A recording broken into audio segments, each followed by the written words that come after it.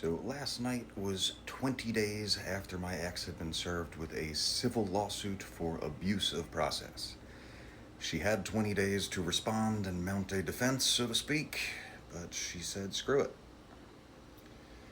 The evidence was too tight, the ulterior motive is too clear, and she apparently didn't think it was worth wasting the time to even defend against it, because the implications of this lawsuit are rather extreme. So basically, abuse of process means that somebody had an ulterior motive behind filing a falsified report, fraudulent statement, something like sending up a Baker Act for other reasons. It's supposed to be for a mental health emergency, but if you do it for, say, child custody, to cut your ex-husband off from being able to access the courts, that might be a really clear example of it that would cross into criminal territory. So since this one is just a civil lawsuit, there are only punitive financial damages in something like this.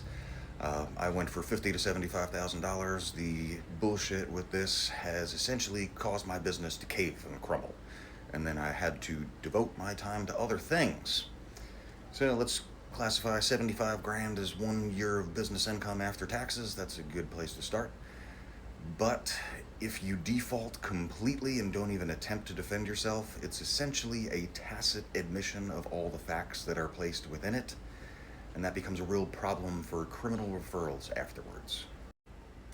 I didn't just allege in here that a Baker Act was kicked off with a fraudulent statement or ulterior motive.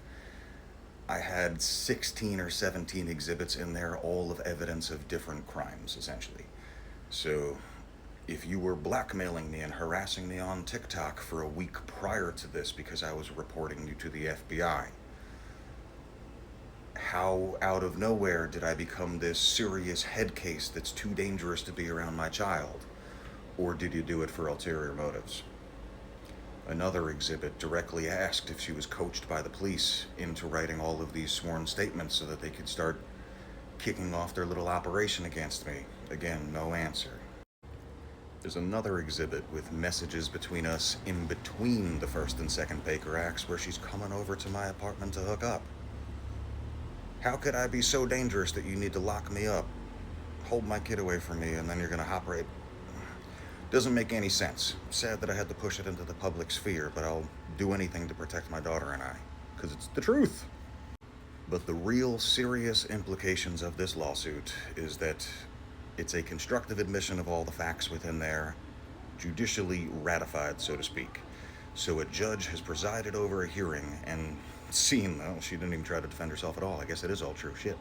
Let's see some of the evidence. We'll put it down on paper, and then I can go take that judicial ratification out to other court cases, like the Baker Acts, the RPO that she cooked up a statement for. All of these cases were built up off of her word, and we've basically just got an admission that she made it all up. Or at least very much exaggerated the shit out of everything to the point where it was used for a malicious reason. This lawsuit was just another brick I've been laying into the plan in order to prove to the world what these guys were really doing. Lorelai deserved better, and I'm gonna do that if you guys won't protect her. And obviously y'all won't. You'll exploit her for your needs as necessary, obviously.